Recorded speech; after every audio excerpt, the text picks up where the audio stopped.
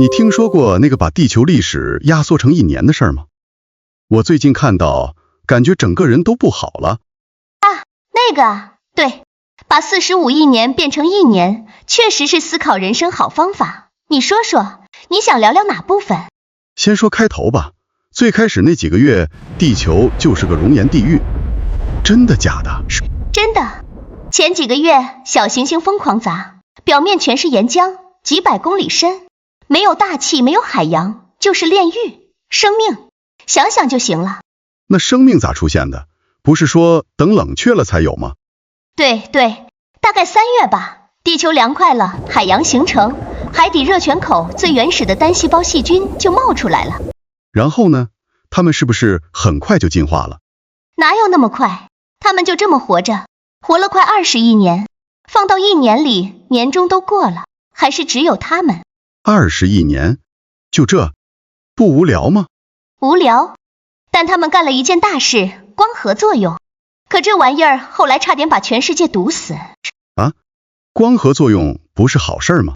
那时氧气是毒气呀。对厌氧细菌来说，那是持续几亿年的生态灾难，死了绝大多数生命，但为复杂生命铺了路。那之后是不是好点儿？紧接着2次雪球地球，整个星球冻成冰球，生命躲在赤道底下一点点水里。我去，这简直是在毁灭边缘反复试探啊！对，史诗最残酷的就是大创造前往往有大毁灭。那什么时候才有起色？寒武纪大爆发，11月中旬，短短几天，所有动物祖先突然冒出来，眼睛、牙齿、外壳全有了。怎么突然爆发了？不知道，但这是生命从静默到喧嚣的转折，之后就是5亿年的王朝更迭。比如恐龙，他们统治了多久？恐龙统治了1.6亿年，压缩后大概3周，那可是最长王朝。那最后呢？被小行星盖掉了。对，12月26号左右，一颗石头掉下来，恐龙时代一夜结束，最稳固的霸权也可能被意外终结。那哺乳动物呢？啥时候上场？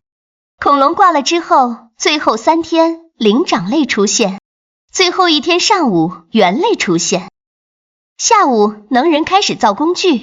人类这么晚？智人傍晚才在东非诞生，你说咱有多新？那文明呢？农业革命呢？再把人类历史压成50分钟电影，前49分半，咱们赤手空拳打猎，最后30秒才种地建城市，最后3秒工业革命，最后0.1秒。现在最后0.1秒，突然就觉得啥都不是了。对，这史诗最震撼的就是尺度问题。咱们引以为傲的东西，在时间里就是一声叹息。那人类是不是太危险了？是突发且危险，唯一能改变星球逻辑的物种，一切成就都在一瞬间。但我们的稳定性和智慧还没被时间验证。所以，我们现在活在史诗的高潮。对，是高潮，但不知道是转折点还是终点。搞不好下一章就是星际文明，或者自己把自己搞灭绝。那这个史诗到底想告诉我们什么？他没给答案，而是追问。当一个物种用1000年发展智慧，100年拥有改写星球的能力，他准备好当下一章的执笔者了吗？这个准备不只是技术突破吧？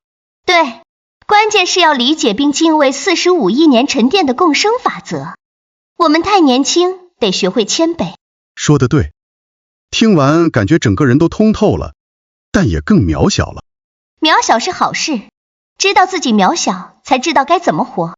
好，今天聊得真爽，我得多回味回味。回头再聊。